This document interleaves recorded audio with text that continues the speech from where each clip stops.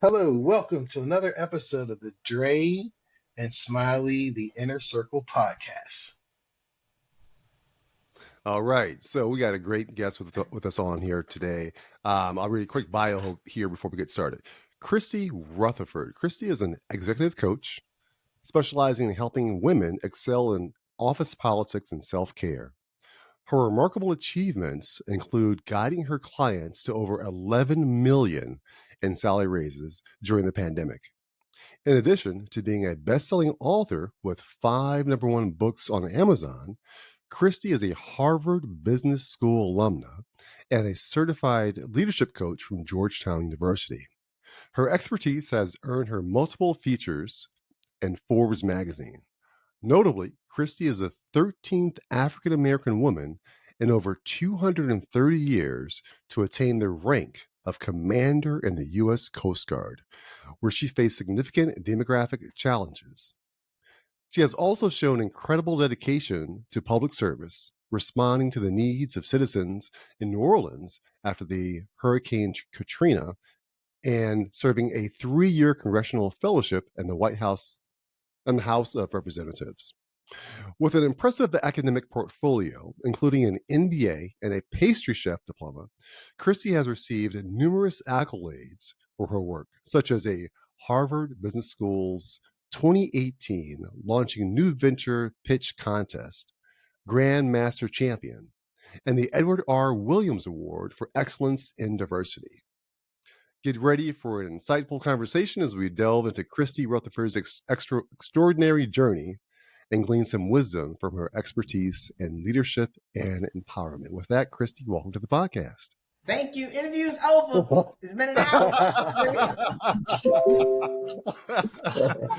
That's a short bio. Interview's over. It's been an hour. Yeah, that was a short bio, but it could have been shorter, I suppose. But I don't want to miss anything. So Christy, take us back. Tell me about your beginning. So, and what I'm referring to is you're doing a lot right now. You're very accomplished. Where does that come from? Did you come from a family that were filled with, ambitious people? Were you just hungry as a child, wanting to do more? Talk to me about your upbringing. You know what's funny? I just did a client event before we jumped on the call. I said, in my mind, I've really done nothing. They were like, what? Because let me put this microphone on my chest because I think it's feeding to this thing. But it's because I have so much more that I want to do and that I want to accomplish.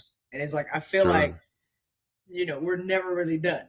And a part of being super ambitious or accomplished, I think for the first probably 30, 45 years of my life, is I was trying to prove people wrong. Growing up where people say, oh, you never amount to much because you're, I'm in a small town from South Carolina, or you want to amount to much because I was a troublemaker because I talked all the time. See, I was trying to medicate and shun my gift. I talked all the time. I stayed in trouble. And then, going to the Future Farmers of America camp and not having a lot of black people, and then, being disrespected at the highest level because of, being black, and they joined the Coast Guard. You don't belong here because you're black. And so a large part of my life, it was to prove people wrong. And now I just work to prove myself and God right. That says a lot. And I think a lot of people are driven by something, right? Your desire to prove people wrong can take you to great places, as we see from your bio that I just read. So right now, one of your passions is helping women, right? Empowering women.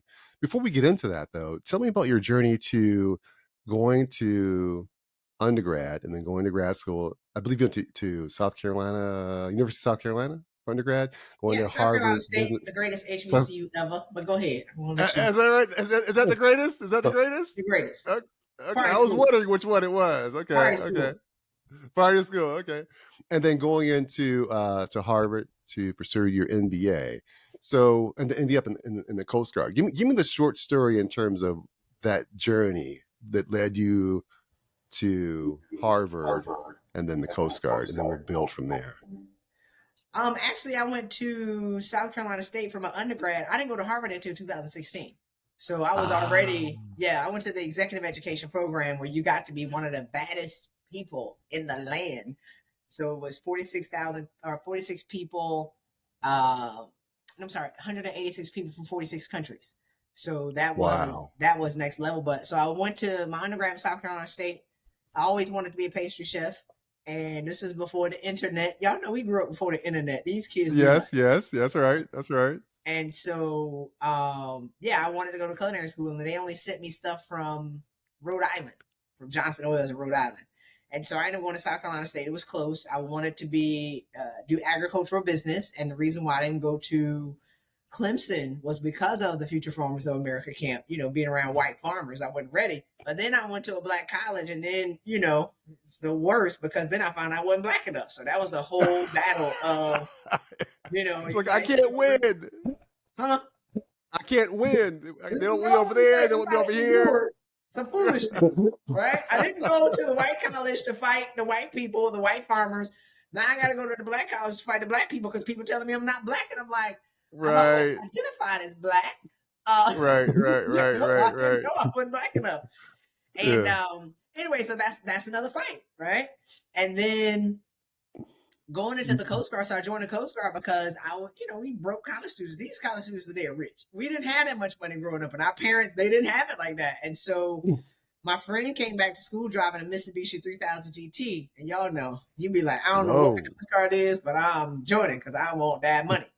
And so it was also a guaranteed job, so I didn't have to go home when I graduated from college. And so I joined with the intent of doing 3 years, but I ended up doing 16 and a half. And if you know anything about the federal government, we retire at 20. So it was a whole story of me working hard. Y'all see I'm a hustler to prove people wrong. And I ended up burning out with 3.5 years left to retire with a full pension. So that's just another part of the journey that I don't talk about. Okay, interesting. Okay. Wow, that's you gave me a chill when you said you went to the HBCU and you weren't black enough. I went to vividly. I recall I went to Dartmouth College as an undergrad and only school, and I remember talking to my mom. I was like, these black people, they're calling me incognito, which means you're not black enough. And she's like, you the blackest thing up there. What do you mean? I was like, they think we're wealthy. You're like, you live 3 houses from the projects. Did they not know it's called the bottom? I was like, I don't understand these black people. These are different kind of black people. They're not like the kind in our hood in Pittsburgh. And when you said that, I just took me right back to that conversation. But I want to circle back because we had a chef on not too long ago, and she was a longshoreman chef. She was a chef for boats traveling around these vessels traveling around the oceans. And you mentioned the Coast Guard, and she mentioned that a lot of people on her boat, the oarsmen or people on the boat, they go through the Coast Guard. Can you just 16 years in the Coast Guard? Can you just explain the difference between the Navy, the Coast Guard, or just like were you a chef in the Coast Guard, or how does the pastry chef tie into that, or were you the food person, the general who order all the food for the Coast? How does those things come together, or they're totally separate? No, they're totally separate. So the dream was always to be a chef. The Coast Guard was the way to to not go home, right? It's a guaranteed check. And so I joined. And then, I loved it because we did something different every day. Like every day is something different. So I spent the first 2 years of my career chasing drug runners in the Caribbean. So I was on a ship. And so we got 5 sets of drug runners with $125 million drug total seized from joining these American streets. And then I moved, that was out of Charleston. I moved to Virginia for 3.5 years. So 3 years. So I was the dispatch, like 911. So if a ship catches on fire, runs into a bridge or run into each other, whatever, they call me and then I dispatch the people. I moved to Houston. So Houston is the largest petrochemical port in the nation. So now we're regulating all the large oil companies to make sure the terrorists, it's like the new laws that were written after September 11th, to make sure the terrorists don't get on to, like a lot of the oil companies and blow them up. And then I went to 3 years on Capitol Hill with Elijah Cummings, the late great Elijah Cummings. To now. So I'm over the oversight committee of my service. So it's like eyes looking behind the curtains, and you see why we got all the challenges that we have. So that was terrifying, but it was good. And then the last job just combined all the 5. And so what I didn't do a good job of was managing how people saw me and managing my rage and managing people telling me what I couldn't do, because I've always been programmed to prove you wrong. And they never stop talking. So you think that, if you tell me I don't belong here because I'm Black and because I'm a woman, I'm going to work to prove you wrong. And so I'm working 80 hours a week. I'm doing all these things. And then, in that, getting to, one of the senior levels in my career, I thought that they would finally give me my gold star. And it just never came. And now I've surrendered my ability to be able to value and validate myself and put it into the hands of other people who are never going to give it to me. And so that, created a whole spiral, which is interesting, but it is what it is. No, that's when you were speaking, I felt like I was NCIS James Bond. You're chasing down drug runners, keeping them from coming into the country. How realistic is these narco movies when you see them chasing the drug submarines? Is it 80% realistic, 10%, or no? We chase them. So you really chase it? No, it's real. I mean, and the Navy is Department of Defense, and we're Department of Homeland Security. So the Navy trains for war, but they also do other stuff. And the Coast Guard is more like the maritime, the people who go out. It's different sets of laws that we regulate. So we're not necessarily fighting for war as much as we're ensuring the safety of the American people on the coastline and inland. Fascinating. Okay. Yeah. So you were featured in Forbes a number of times. Talked to 3 times. Look at that. You're so humble too. I love that. no, I love your energy in all honesty. But tell me about I'm just saying what's true. That ain't bragging. Yeah, it's facts. Just state the facts, right? Just state the facts. So tell me this, Christy. What sort of things were you recognized for on 3 different occasions? Tell me some of your accomplishments that they showcased in those 3 articles in Forbes. So the first time I was featured in Forbes, I actually,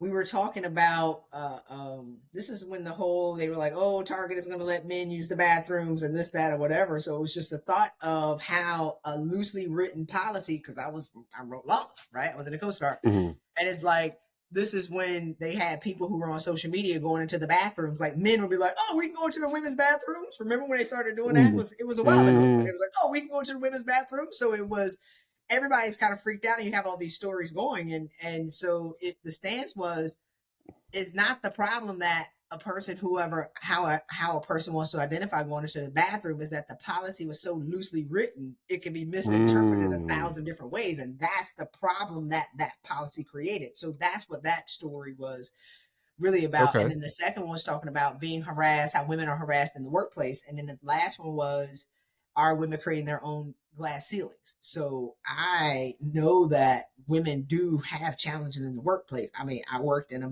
mostly male-dominated environment where my demographic was 0.1%. So people look at me like, you don't know. You'd be like, police. But a lot of the things that we do, we have a lot more power than we think. And so a lot of women be like, oh, I can't be promoted, or, oh, they won't let me, or, oh, they won't do this. Or somebody inboxed me, was like, I got a job and they treat me bad. And I'm like, well, leave, girl. Why you? Yeah. Well, I can't.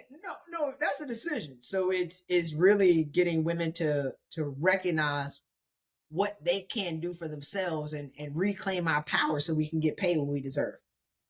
Wonderful. That's a great segue to my next question. So I was reading in your bio that you helped women achieve over $11 million in salary raises during the pandemic. So share some of the strategies and the approach you used to achieve that, along with any challenges you faced. Okay, yeah, we wrote that bio 2 weeks ago. We had $12.5 million today. So, hello, hey, keep me honest, Christy. Keep me honest. Oh, that's that old number. Why are you bringing up old stuff? From 2 weeks ago. My bad.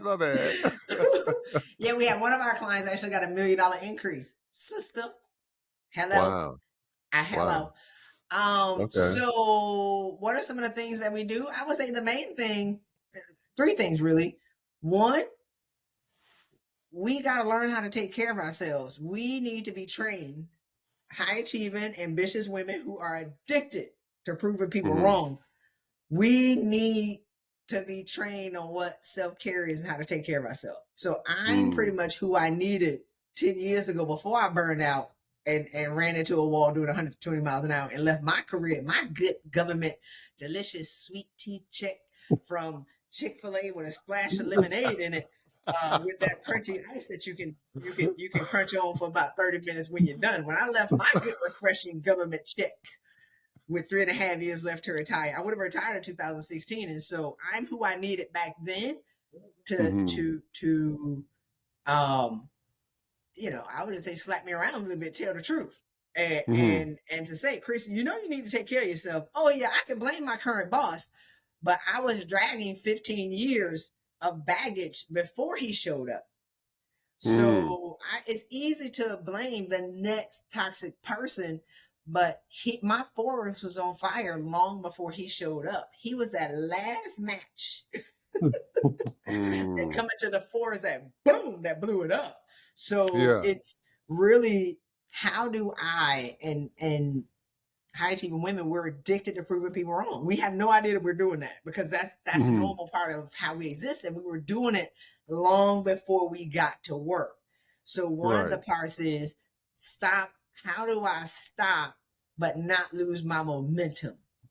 How do we teach women how to slow down? Because we're freaked out about losing momentum because we're on to the next thing. So that's almost like a 2-part thing that we do. And so, and coming at it from a strong point of a high achieving woman who did burn out, who did pay the catastrophic price of burnout, and looking at women to my, I used to be like you, right? And be like, for real, girl, I used to be crazy.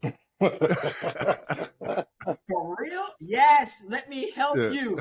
Come on, like Dave Chappelle. Come on over here. Let me help you and show you once we slow down enough and recognize who we are, Dre, and understand who we already are. Recognize we already got all the degrees. We already done all the things. We've already checked all the boxes, but we can't see that because we're always in the pursuit of proving somebody wrong. Once they slow down and start taking care of themselves and coming back into their minds and coming back into their household, so their kids saying that they ever talking about their mama for the next 30 years. And then recognizing and owning who they already are. Oh, the money's easy after that. Because you're just owning who you already are. Now let's go get this money. Right. So get the bag. Yeah. So Christy, tell me this. So clearly you're the answer for people like you. They don't realize they're like you in terms of, driven, wanting to prove people wrong. What they don't realize is there is life after this. This is not, the only option. So you're the answer for them in that respect. Who was the answer for you when you realized that, hey, this is the match, this light that's going to light this, this final spark for me to get out of here? Did you have a mentor that helped you through that transition? How did you go from, 16 and a half years and into your next chapter in life? Uh-oh, I can't hear you.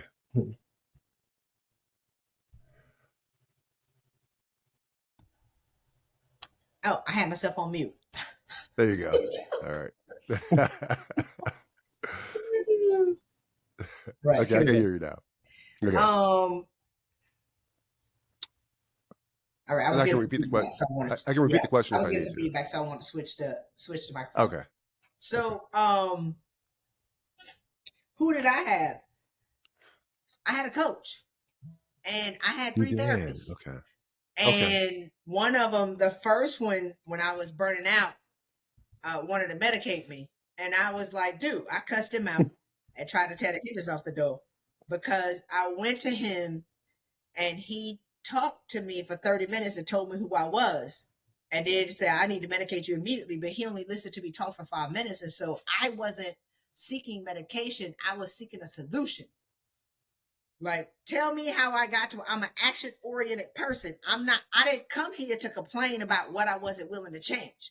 I didn't come here to talk about what I wasn't willing to change. Give me the root of how I got here so I can fix it, so I can get out of this situation. And so he ain't like that. So I tried to tear his off the door, cussed him out. And by the time a high achieving woman admits to herself that we're in trouble, we almost 90% dead. Like we got 3rd-degree burns all over my body. By the time we confess to other people that we need help and get a therapist, only thing we got hanging out the ground is our finger, right? We buried like one of the skeletons in the Michael Jackson Thriller video. Like it's the only thing left on the ground is our finger, right? And so to go there and to confess that I don't have it all together and I'm not perfect and I'm the great Christy Rutherford, so I can't even really be here and let everybody know that I need help and that I am on fire because I am one of the first people in my family to graduate from college, one of the first people to earn over $100,000. I'm the great Christy Rutherford. I am a very notarized leader in the organization who should not be having any problems and who should secretly be miserable with all that she has. So by the time I confess to somebody that I'm in trouble, I'm almost dead anyway. And so to have this guy, want to medicate me and not give me a solution, that didn't work. And so then I had to drive like another hour and a half to Houston to see a lady who all she did was just let me talk. And I was like, so you gonna dig up this skeleton, you gonna leave it with me? You can take that with you when you leave. I was sitting here and I'm gonna pour out. Right. Talk about some this. And dig the skeleton up and aim like this. Okay, we're done. What we done? And then we come the next week, we dig up another one. So now I'm dancing in the Michael Jackson video like Thriller with these skeletons that we digging up and we're not putting it back. But at the same time, I had a coach who I could not be the same person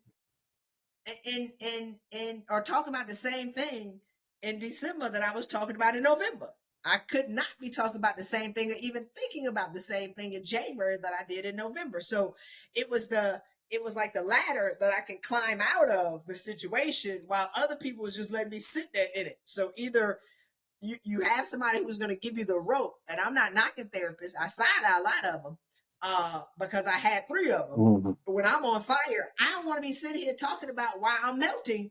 Give me some rope and help me get out of here. Give me understanding of how I got here. How do I get out? As opposed to let's just talk about why I'm here.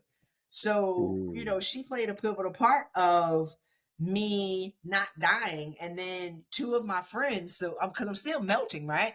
And it was, and I'm not showing up for meetings. I'm stuttering. I stopped combing my hair. When the sister stops combing her hair, it's over. It's real. It's real. Right? Like, I am about to die, but I'm locked into this illusion of success. And I'm Commander Rutherford. Does that make sense? And I'm not supposed to be on fire. And I'm telling people that I'm blacking out in meetings. And they were like, well, you need to put it on your medical record to get paid. And I'm like, but are you listening to me? So I'm suffering while people are applauding my success. I'm suffering and I'm melting while people are applauding my success. And so nobody was listening to the suffering soul, because when you create a strong brand, people don't see the suffering person. They only see the brand that you created. And so when the suffering person is in trouble, Kate Spade, like, who's listening to Kate Spade who got problems? Nobody. Yeah. Like, you Kate Spade. You have an international luxury brand, your first and last name that she sold, right? Oh, you have a problem with your husband, girl, you can buy a new husband. So it's like super successful people are suffering and nobody's listening because they're only talking to the illusion of the brand that we created as opposed to the suffering persons. But I had 2 friends out of the 100 people that had me on speed dial that was like, man, just go. Because me to leave with 3.5 years left was insane. I was insane. Let's be clear. Right? But nobody was willing to recognize and agree with me that I was in trouble. But 2 of my friends like, man, just go, just run and we'll figure it out. And so I ran like Tina Turner ran from Ike. Like, I had to run for my life because I am so grateful as I'm looking at, on LinkedIn, we see an RIP every day. Women are dying at their desks. Black women are dying from cancer. We're having heart attacks. We're having strokes. I am grateful that I didn't stroke out and have a heart attack because I was on the ledge. And so when I talk to a lot of women, they're right where I was. I know what burnout sounds like. I did it. I know what being almost, catastrophic death sounds like. I almost did it. I know the code words. I know the vibration. I know the feeling. I know that they're hiding it, and I know they can't tell anybody. And so part of what I do is, remove the shame of having it all and feeling like you have nothing, because I did it. Yeah, the picture you painted, Christy, is one that, in the culture that exists today, you can, look in any direction and see how everyone strives for these material gains, right? And the challenge is what you just described, the Kate Spades of the world. Yourself, thankfully, you were strong enough to, you had resources to kind of help guide you through it. But they create almost this insular or this vacuum environment where they either feel like they can't speak to anyone about it. No one can really appreciate it because, like you said, you're the commander, right? And who's going to believe that the commander can't man the ship? Who's going to appreciate and understand the commander can't man the ship?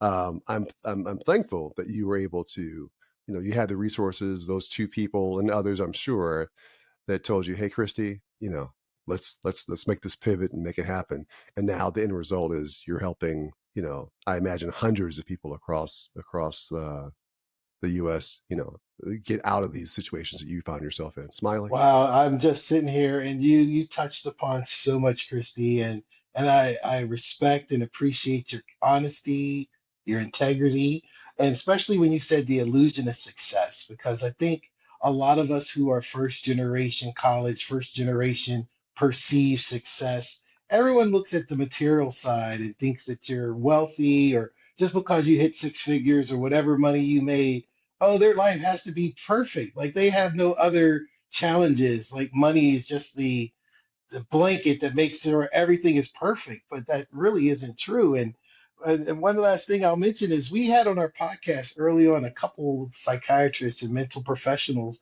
and I was surprised because out of a large percentage of them said that they had therapists. Here they are, the professionals, and for us as adults and professionals or people who just need that support, they provide a valuable information about ourselves and a foundation that allows us to reassess, recalibrate, and go forward. So, but the question, I want to switch it a little bit on you, a little bit. And I mean, going over your accolades, and I love it when you correct Dre, because 3 Forbes editions is better than 2. And in 12 million, it's a million greater than 11. But from a Christy Rutherford perspective, when you look in the mirror and you say, I am most proud because I graduated from the HBCU. I caught Noriega's drug submarine, or what was something that just made you, that you even reflect on? It's like, you know what? I did the thing. I feel so proud and accomplished because this other stuff I was doing to prove someone else wrong. But what did you do that just made you feel humbled and you just say, you know what? This is what I'm standing on because I was so happy when I spoke at my cousin's reunion. Who knows? Whatever that is, what would that be for Christy? Yeah. It's a lot, but it's a lot because I do a lot. But I went to culinary school. I went to culinary school in 2004 and got my certificate as a pastry chef. And then I also went last October in Vegas for about 5 weeks. But one thing, we talk about these women's raises. Like I tell people, I've been in the game for a long time. I was a mentor in the Coast Guard. I worked for free as a mentor while I did my job. And so the Coast Guard now has the largest number of captains, which is a colonel equivalent, in history ever. That was me. Congratulations. Right. I created a mentorship network in 2009 and had to fight. And when I say fight, claw, it's one thing to fight the people, to fight the man, right? Because you got to fight them. But now I got to fight the black people. Just create a solution to what y'all been complaining about for the past 10 years. Why are we fighting? They're like, but that's not your job. I'm like, well, y'all been complaining about it. We can help ourselves. Does that make sense? Like, we can't keep looking at the same thing. I say the exact same thing today. We can't keep looking for other people to give us what do we have control over. So I created a mentorship network and caught HELL, to now try to advance. And senior leadership starts at the very junior levels. It don't start at the mid level, right? So now in 2020, we had the largest number of Black captains be selected. And a lot of them were my direct mentees. I was like this, I told y'all, but it took 13 years to prove that point. Yeah. So, now so when I went to my friend's promotion ceremony, I think they said it's like 19. I was like, what? And I'd be like, that was me. So we had I did that. That was me. And humble people like, that was me, so and so and so and so. I'd be like this, no. But then a part of, the $12.5 million in raises, we've saved 25 marriages. We've stopped 20 women from dying and having nervous breakdown. We've gotten women off of medication. We've, kept hundreds of kids out of therapy talking about their mama. So that's more impressive to us than the money. But most people, as y'all said it, most people think they need the money. They think their jobs are the problem. And I'm like, why are we talking about jobs when you crazy? Why are we talking about jobs when you gonna have a stroke in 2 months? Like, why are we talking about this job when I told one of my clients, I said, you like that cigarette that's hanging out the corner of your Uncle Larry's mouth. You got one puff left and it's over. Right? Like, you about to burn out. You got that cigarette dangling out the side of your uncle's mouth. Right? And you're going to die. Why are we talking about this job? So that's more I would say, it's not therapeutic, but that's more warming to me than the money. But we're going to get this money too, because to put $12.5 million, at least 12 of that into the households of Black families, let's go get this money. So we think it's either or, we can have both. No, I am. One thing is, I remember I met this lady. She's here in Tampa. I live in Tampa, Florida, and she's from Lakeland. And she has her own law firm. And she said her when she was a junior in high school, and her friends are like, "What do you want to do when you graduate?" And she said she didn't even get a chance to respond. And her friend said, "Well, you're a good writer. You should be a lawyer." Then this guy said, "Oh, she'll never be a lawyer. She's too dumb to be a lawyer." And she said that was God talking to her because she went to undergrad and in law school, and now she owns her own law firm, all because this guy told her because she couldn't do something, and she didn't even know that she wanted to be in law, and now she has her own practice and everything. So tell me, because I have a 15-year-old daughter, what's the root cause of someone telling you can't do something that will change her path? Maybe she wants to be a medical professional, but someone's like, you can't be a lawyer. And then all of a sudden she changes to be a lawyer to prove this one entity wrong.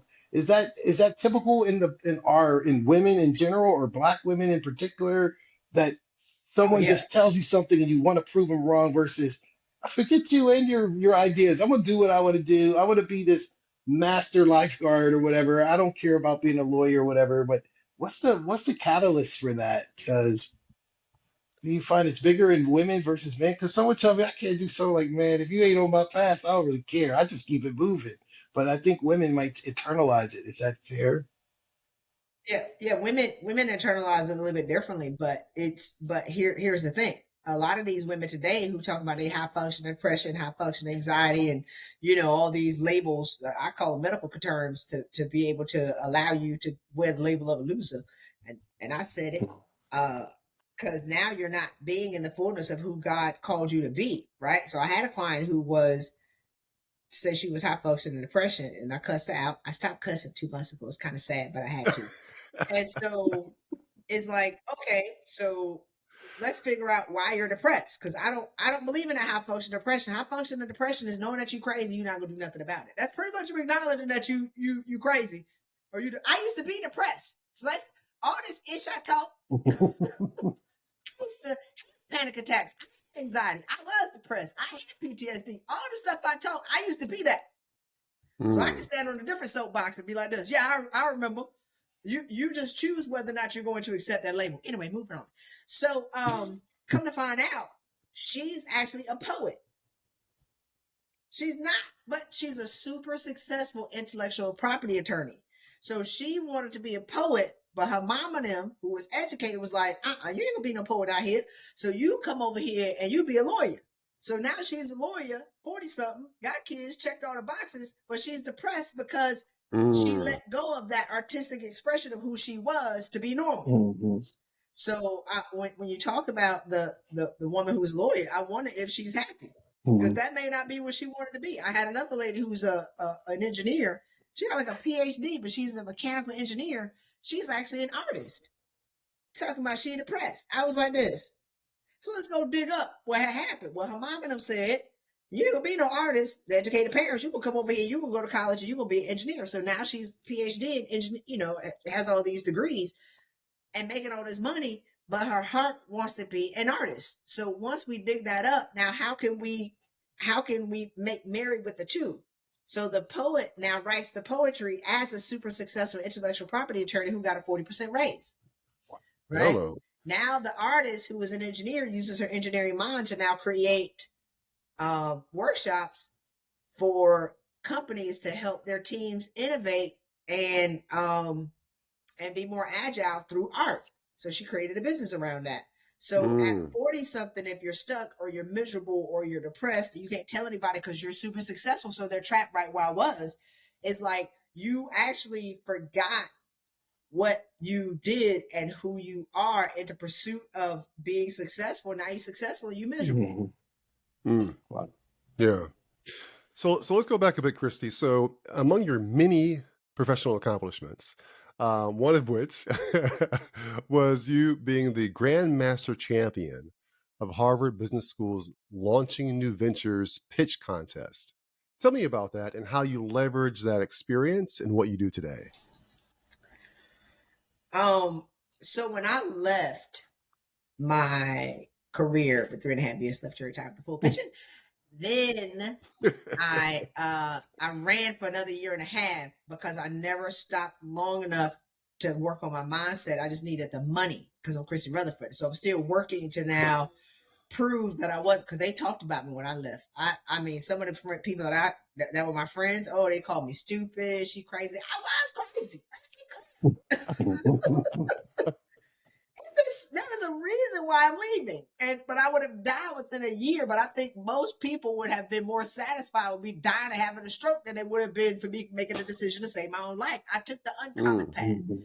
And so now, after 1.5 years, I exploded because I never stopped. I was already crazy when I left, but now I'm crazy. So when I listen to these women, and I'm going somewhere with this, talk about, I'm going to leave my job for entrepreneurship. That don't mean me making money. I'd be like, you better not leave that good job for entrepreneurship, because entrepreneurship requires 120% brain capacity, and we leave it empty. Don't nobody tell us that. Don't nobody tell me I joined this network marketing company. I was going to be rich in 2 months selling coffee. Y'all know how they do. I was going to be a coffee millionaire in 2 months, baby. And I blew all my money. So all the 6 figures that I had saved, after 18 months, I never stopped to fill my cup and work on my mindset, because now I'm frantic because I'm Christy Rutherford and I failed and I left my job and I'm crazy, right? And so I ended up moving in with my brother for 3.5 years, because when I exploded and when I finally collapsed mentally, it was catastrophic. I could not coherently create a sentence for 1 year. I was drunk on his couch, drinking. This is why I have this mason jar that I drink out of, because it takes me back to other days. I drink out of a mason jar. I was drinking red berry Ciroc with muscadine juice out of a mason jar, eating Little Caesars pizza, and cheese and snap mix and nutty bars. I was a whole hot mess for 1 year. And so I had no money. Because when I left the Coast Guard, I didn't focus on my mindset. And then I only focused on the money, but I couldn't get the money because I never focused on my mindset. So when my mind went, everything went. Now I'm incapable of making money. I can't create. I can't even talk. So anyway, so that was that. So that was 2013, 14, 15. 16, I got into Harvard with no money, but a vision. But I had the GI Bill. And so a part of Harvard was I was better, and I cleaned myself up, and I figured out how I got there so I could systematically deconstruct how I got to landed where I was, and now I'm climbing out of it. And so Harvard for me was a way to translate all the stuff that I did in the Coast Guard, because I was great, into corporate, because the language is completely different. So while I was there, I was like, that's how y'all say that. Oh, that's how you say that. So it was the interpretation of how do I not convert the great stuff that I did and who I was into a language that was going to be marketable. And so going to, that class and winning a pitch competition was me just demonstrating who I was, but it was also, being featured in Forbes 3 times, writing, 5 books in 8 months. And, I've been featured in Black Enterprise. I was featured by Harvard Business School 9 times in 6 months. They hung my flag, a picture of my flag up at the international leadership. Like all these things. Y'all didn't read my voice. Y'all see me talking. So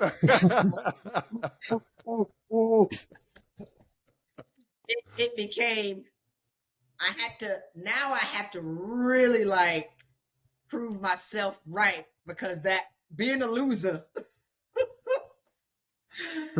just because I was losing didn't make me a loser, but you couldn't tell me that at the time. 3.5 years in my brother's house with no money. I'm telling you, I was like the children of Israel. My clothes never wore out. I ain't had no money. Like when I say no money, I made more money when I was 14. Like I had no money. And I never filled out my Veteran Affairs paperwork. I talked to that dude yesterday, actually. He was like, you had 24 medical conditions you could have been paid for.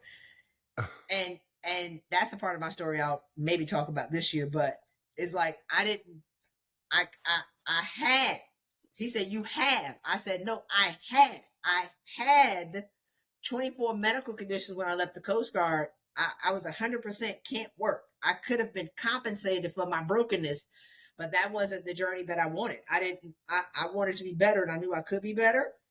And it always seemed like a good idea until the next year would pass on New Year's Eve, when I'd be writing down my goals. Be like this, I got $10.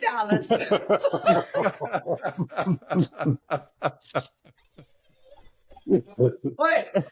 I won't get out of my brother's house. I'm hopeless. I was like, that check, that $3,000 a month sounds real good right now. But then I had to start thinking about, what did I have, right? So it's like, okay, you ain't got no money, but what you got? Well, I got a better relationship with my family. Okay, what else? My back don't hurt no more. Okay, what else? My knees, that was real bad, and that anxiety I don't have no more. Okay, what else? Right? You like this? Oh, I got $20. I'm sad. What else you got though? Well, my eyes are better. Okay, well, I lost weight. What else? Okay, well, I got my marbles back, right? Like I can actually do this year. So the dude, I was talking to this dude yesterday. He was disgusted. I know he was throwing up in his mouth like, this chick left all that money on the table. But for me, money could not buy my full physical health. So I can, and I'm not knocking the veteran system, but what Christy did not want, that wasn't a part of my journey. I knew I wasn't supposed to stay that broken. I mean, I could have been paid, but my story would have been different. Yeah. So that win at Harvard Business School in a pitch competition was it was just the next evolution of proving people wrong and showing y'all how great I am over here. Even if I might not have no money, baby, I'm gonna beat the brakes off of this competition. Can the church say amen? Amen. No, that's great. That's great. I mean, obviously, that journey was challenging. It was trying. It was hard. But it's all of what you went through has made you who you are now. And the amount of people, the extent to which you're able to help them, that's, you got to love that. I'm sure your clients, my guess is you probably don't have to do much advertising. My guess is your clients are like, yo, you got to check out Christy. Here's where I was. Here I am. And she's the source of the reason for it. Am I right about that? No, it's crazy to me. It's crazy. It's like, I talk to women and they're terrified to change. They're terrified to believe they can have a better life. I can't believe it. Like, because you coming over here talking about a better job, and I'm like, but you can live a better life Now I'm a fraud. What? Like, what are you talking about? Like, I am what I teach. So I can believe that if you have high blood pressure, you don't have to have that. Like, because we've done that not just for myself, but for my clients. And so sometimes I have a client who's, I think she's 33 now, but she had fibroids, endometriosis. She had 3 surgeries on the fibroids, endometriosis. She stuttered since she was 3, and she had high blood pressure. And I said, man, come on over here, because I healed. Do you hear me? I know right now. her stuff is stress rooted. I said, you know what? Come on over here. Your tongue gonna relax. Your uterus gonna relax. And I didn't know she had high blood pressure. I know she was a whole hot mess. And so 4 months later, she woke up one day. I like to let her talk for like 30 minutes. She's been stuttering since she was 3. She don't stutter no more. Right? Wow. And the fibroids and the endometriosis went away. She don't take medication. She don't even take Motrin for cramps. And then she don't have high blood pressure no more. And so now it's like, when she tells people that they can heal, they get angry because they don't want to hear that, because they've learned how to cope. And so now, living in a world where high function anxiety, adult autism, adult ADHD, and all these things, when I be talking, people get mad because I'm creating a new conversation. If women have been told for years that we should work 3 times as hard to make half the pay, and I'm over here talking about we've doubled 20 women's salaries and triple 9 and got 5 women, 5 sisters, 7-figure packages. I just fight these chicks.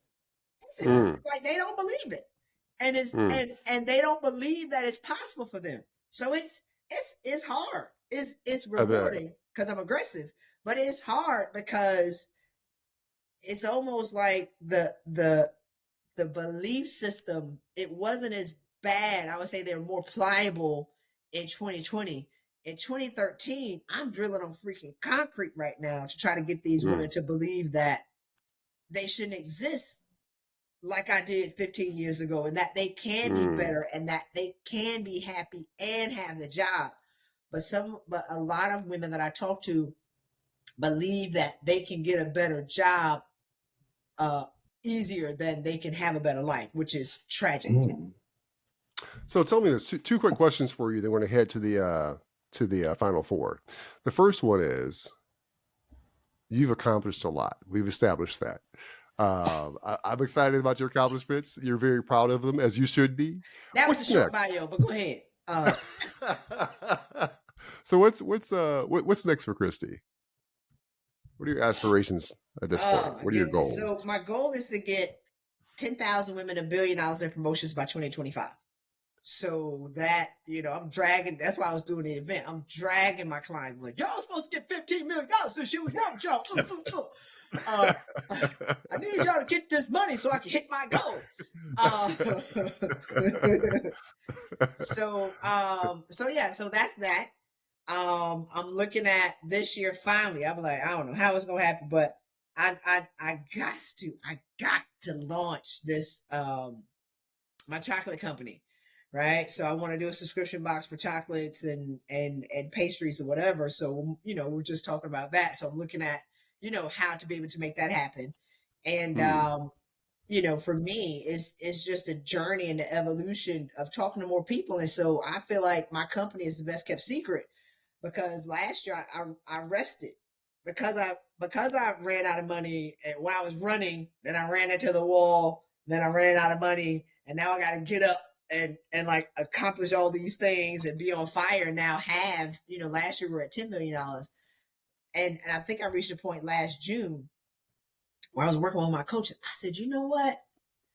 I will never be broke again. Because if you have money and run out of all your money, and then you get the money back, the being freaked out is like a whole different level than if you started from the bottom, now you're here. You started from the bottom, go up and hit the bottom. That's a whole different level. Right? So last July was oh my God, I will never be broke again. So I took a rest. So last year was my rest year, and we still did better. It was our best year ever. And so this year is like, all right. I'll come out here to these streets. And because I was doing a lot of podcasts last year. I wasn't talking to a lot of people because I wanted to rest. And now gear up for, massive domination to be able to come out and let women know that, we can go and we can have wholeness, and we can have our mindset, and we can have our families, and we can double and triple our salary. So that's what's next, is like, speaking on more global stages, and I'm launching a podcast and within the next month, to be able to share more, the second podcast, right? Share more insight and share more stories, and just have more impact and come out on a greater scale. So that, I would say, that's next. Great. And then you're pretty open, it seems. But what's one thing most people don't know about you that you wish they did? I used to drive a tractor in high school. So just in case y'all didn't know, I used to drive a John Deere and a Massey Ferguson John Deere 935. So I am very domestic. So this is funny. Y'all would like this. Dre and Smiley. Wow. That's impressive. She's domestic. Well, yeah. She mentioned the chef. And Smiley, she can handle the house, and the home. And the landscape. I think I landscape. I was going to say, I think you're the first podcast guest that can claim, or not claim, that can drive a John Deere. I'm fascinated. Yeah, I drive a John Deere and a Massey Ferguson with a little spray tank on the back. That's how I learned how to drive a stick. Because if you let off the clutch too fast on a tractor, it'll turn over. So you got to learn how to let off the clutch. You got to ease off of it. Yeah. If you let off too fast, you got the tank on the back. The wheels pop up. So you got to learn how to let off that clutch easy. But I'm from South Carolina. So I cook. That's awesome. I can sew. I make my prom dress and other people's clothes and dresses. I landscape. I do crafts. Okay. I know how to change my oil. Hello. I can put together all kind. This is back in the day. Now stuff comes put together. Y'all know. I gave my brother a screwdriver with my Bowflex I had. He was like, got like a gallon-sized Ziploc bag of screws. So we had to go buy a drill, right? Put together. We put together the fabricated entertainment centers back in the day that were like $49 at Walmart. I put all that stuff together. So it's interesting now because people look at me and they're like, and I'm always somebody's mama, right? Packing the snacks. I don't have kids, but I'm like, I was babysitting when I was 12. So I'm good on that checkbox. I'm a rich auntie. Good. So, a lot of times, and what I had to learn during my 3.5 year of self-discovery, self-remembering, I would just call it, because I just had to remember who I was.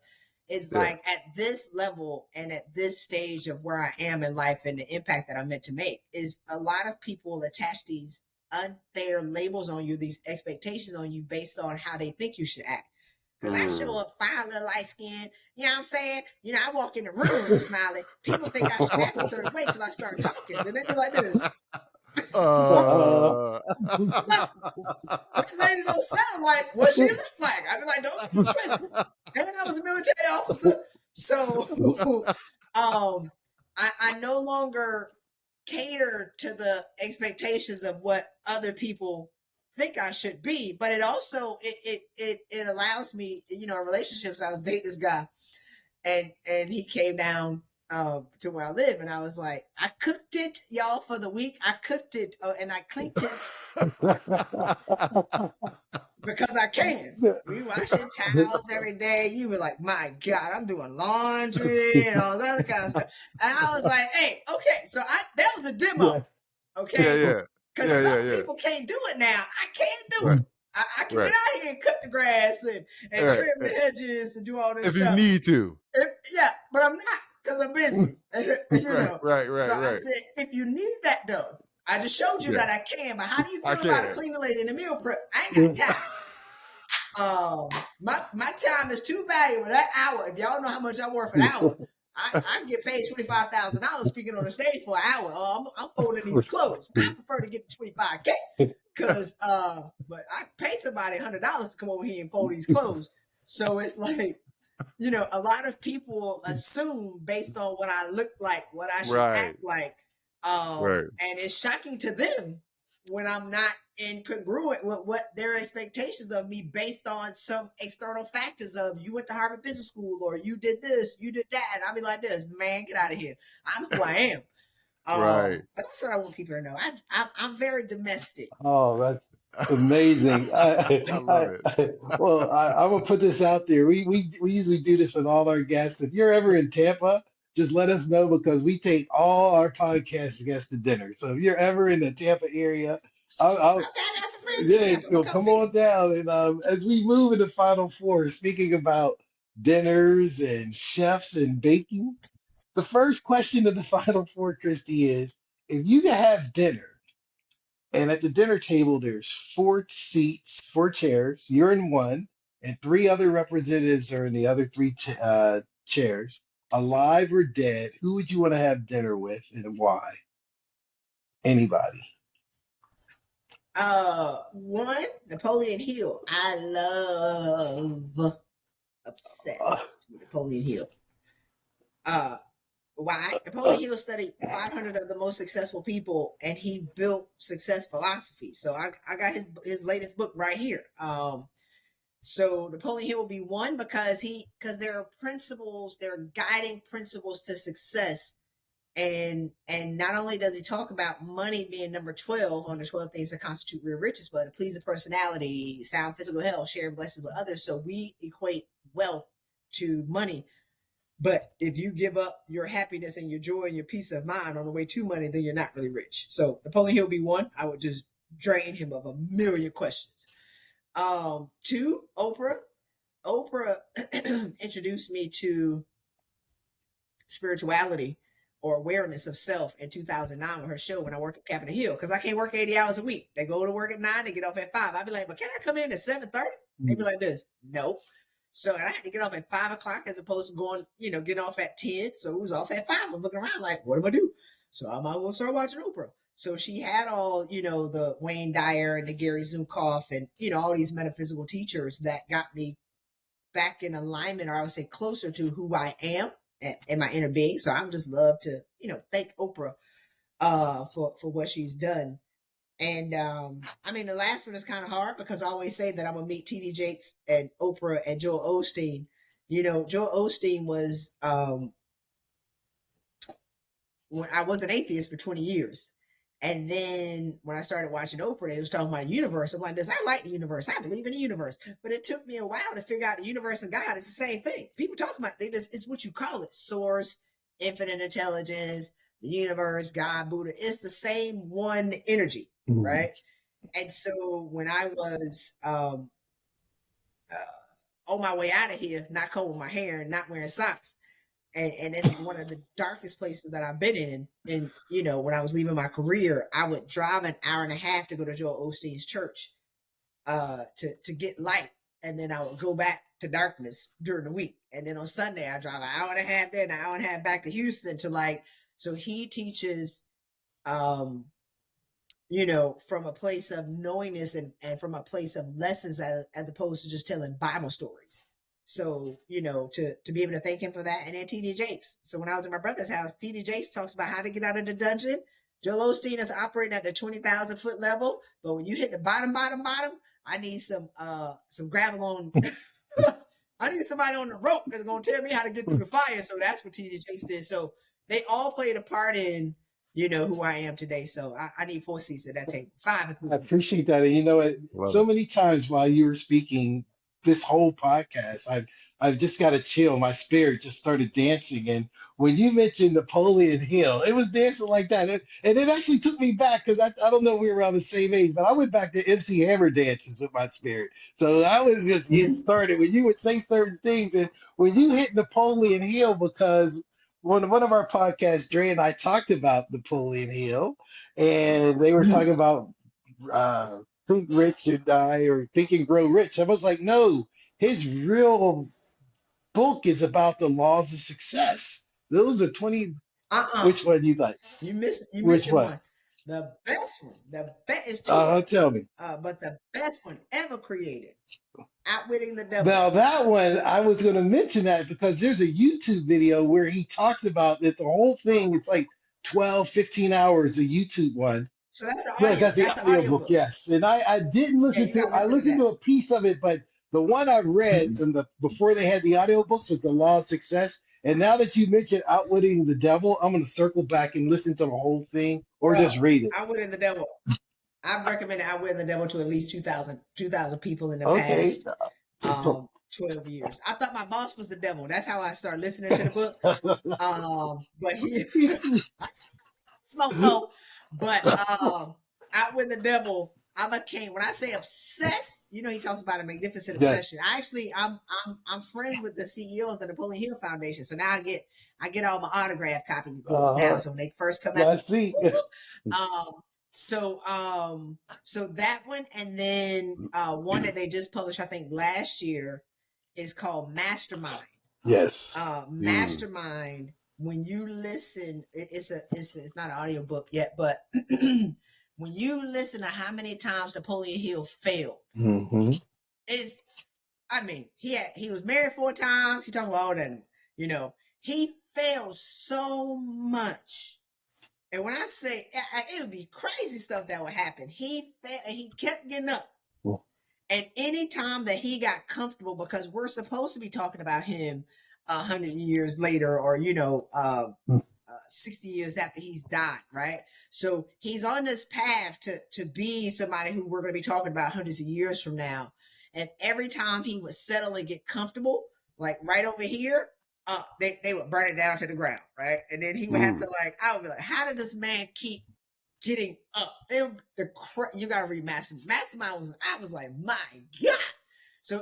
So he always wanted to talk about, if you listen to, Your Right to Be Rich, or some of the books that he says, when he's talking in audio, he would say, I've always wanted to talk about my failures, but the publishers never wanted to do that. But he kept manuscripts of his failure. That's what Mastermind was. You'd be like, my God. I mean, it was 30. Y'all gotta read it. You'd be like, oh my God. So it gives you that fortitude to know that it can always be greater if you just don't quit.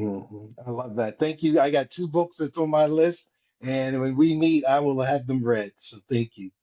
Yeah. All right. Yeah. All right. Definitely Outwit the Devil. It's the greatest book of all time. Second to the Bible. All right. So Christy, what's been your greatest success? Thinking about, having a conversation with the guy yesterday who reminded me of I'm telling you, that was almost it was a full circle moment, because I have a lot of them. But, I always say my greatest success is just never quitting. Because life will always, I developed crippling arthritis when I was 25. I got a lot, y'all. We could be on this phone for the next 25 hours to be able to get through all the issues. I didn't survive. But I had a handicap sign for 6 months. I was 25. And I remember thinking, after crying for a year, blaming everybody, because that's what you do, right? You feel sorry for yourself. I was like, this ain't it. This is not the way my story is supposed to end. I'm 25. I'm crippled. I have a handicap sign. And by the time you get a handicap sign when you're 25, that means that you need it. We always think we want the handicap sign because they get the best parking spaces. But you actually need to park there. It's for a reason, right? You're like, right. So I never quit. And that's, I never quit. And so one of the things that I held on to that Napoleon Hill said when I first, burned out, and is that, the only power that we're born with is the power to control and direct our minds into whatever means we desire. So I have the power to control and direct my own mind into whatever means I desire, not what people told me I should do, not what people told me I should accept as a Black woman veteran. 3 strikes, boop, you're out. So, not that people set up the limitations of what's possible for whoever. Is like, I made a decision at 25 that I wasn't going to quit. I made a decision at 18 that I'm going to defy, the expectations of my family and actually go to college. I made a decision at this age to do this, and then, not to die in the fire, and then not to die broke, and then not to leave a job that I know that I'm going to die in. And now proving myself right with, Bloomberg saying that Black and brown women are going to lose most in the pandemic. So we did $10 million. So it's like, for me, I think the success, like Snoop say, I want to congratulate me. It's Awesome. But it's never quitting. I love that. I want to congratulate me. I saw the TikTok where Snoop said that. I started laughing. But here's a third final four question. What is your greatest superpower? For example, the Hulk is strong, Superman flies, the Flash is fast, Wonder Woman has her lasso. What is the unique superpower that Christy Rutherford has that no one else has on the planet? Mm-hmm. My superpower is easy for me. When I see a person, I don't see them for who they are in the physical. I see them for who they are, living in the fullness of their destiny. Right.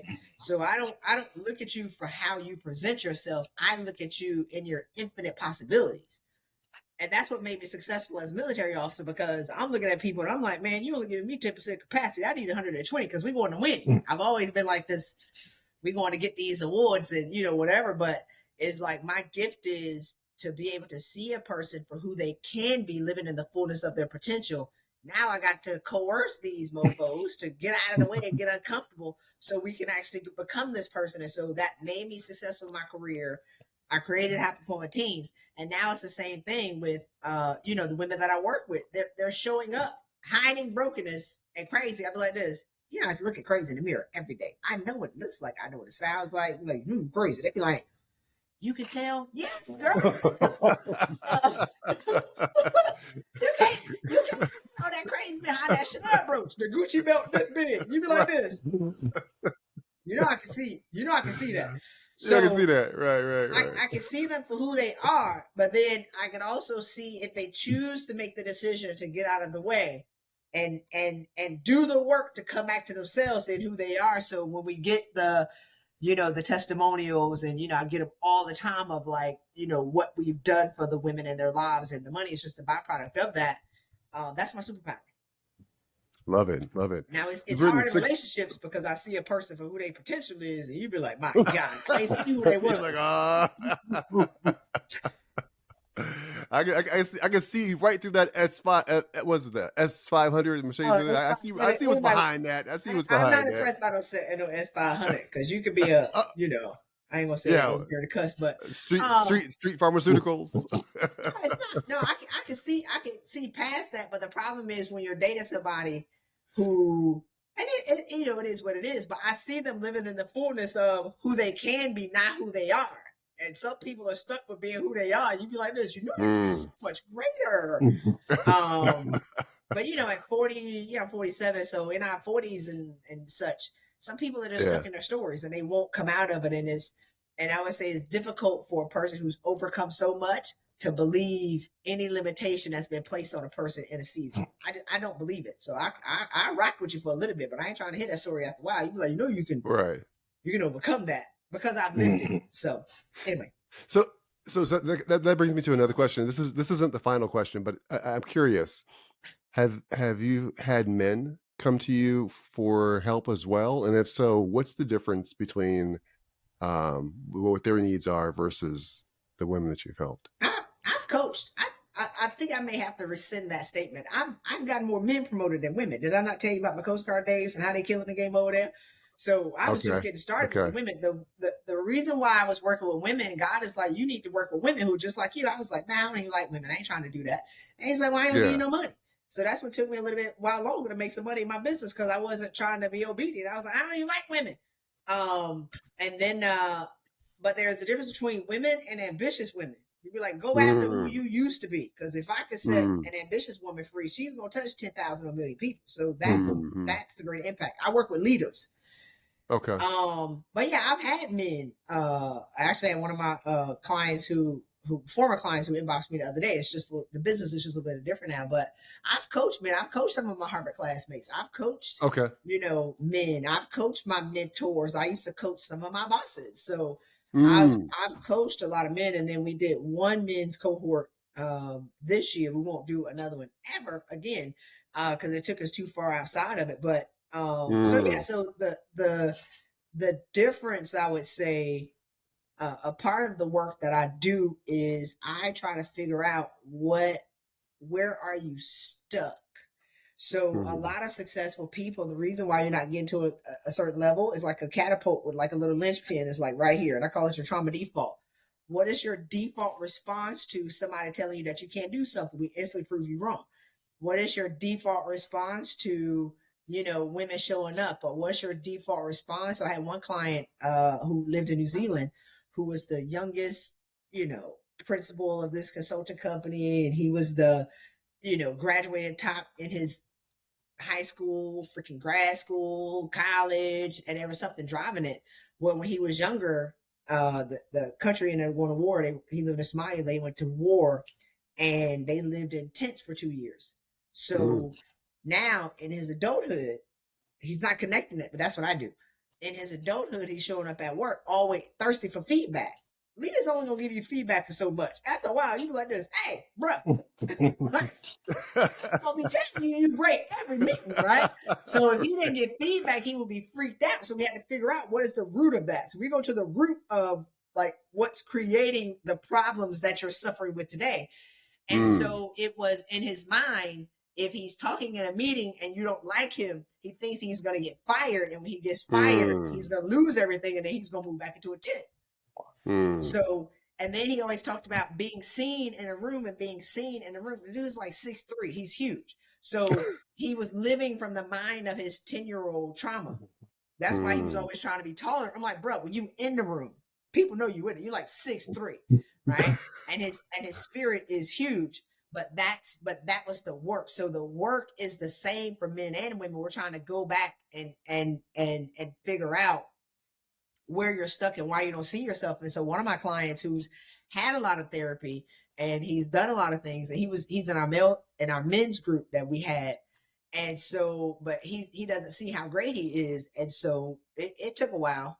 I said, the hardest people to work with are the people who work with personal development companies, because they think they know everything, or the people who had therapists because they think they know everything. And I'm like, so you've done a lot, but there is something that's smoldering. There's a fire that's smoldering that you ain't put out. And y'all know how forest fires get started. Most forest fires get started when people thought they put the fire out and something came by and sparked it, and then it burned like most of it down. I'm like, so you still got something. We got to figure out what it is. And once we figured it out, it was his ex-wife's mama broke up their marriage. He never forgave that lady. She died like 15 years ago. He had no idea, because he's done all the work. I've gone to therapy. Like, me and my ex-wife, we talk all the time, and I've done this and I've done that, and I got a therapy on this, and like, and so we had to figure it out.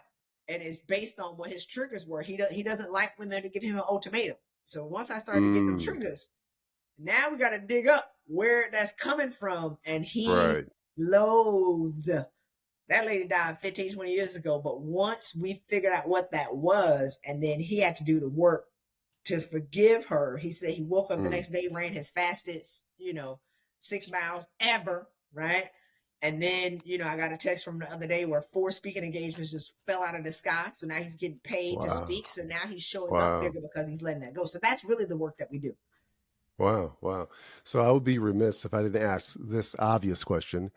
With all that you've shared, I imagine listeners are probably chomping at the bit to have an opportunity to have you coach them. What's the best way for them to reach you? And we'll link that to our show notes. Oh, okay. So they can text change now to 66866. Again, change now to 66866. Or they can go with change now with Christy.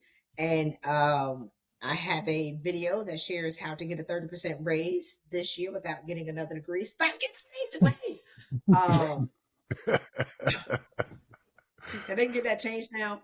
Text change now to 66866 or go to change now with Christy. So I want, and then I have my YouTube channel is The Vision Finder, where you can search my name, Christy Rutherford. And what I want is, for people to become acquainted with the information. My best clients are the ones who follow me for a little bit, right? You don't have the immediate, but it's like, I'm a lot. So that cold intro is shocking for most people. They be like, I thought you was going to act different. You sound just like you do in videos. You be like, I'm the same. So, but yeah, they get that insight and then they see what we do and they can choose whether or not it's right for them. And, I love, setting women free from themselves, and that's my service now. I am who I needed 10 years ago to wrestle these chicks to the ground and, you know, put them in the headlock and get them to change so they could be present, you know, with their family, so they can be present with their kids, so they could be present with their husbands, and then we're gonna get this money too. It ain't about the money, but we're gonna get this money. Mm-hmm. All right.